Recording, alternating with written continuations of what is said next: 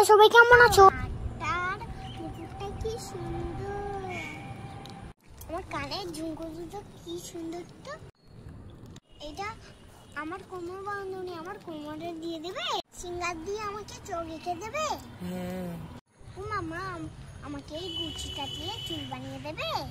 তুমি আমাকে এখানটায় এইটা নিয়ে লাল লাল করে দেবে, আমাকে কি সুন্দর তখন দেখাবে। কখন আমাকে দুর্গা সাজাবে, আমার টিফিনটা কি সুন্দর। যাই যাই দুর্গা সেজে আস।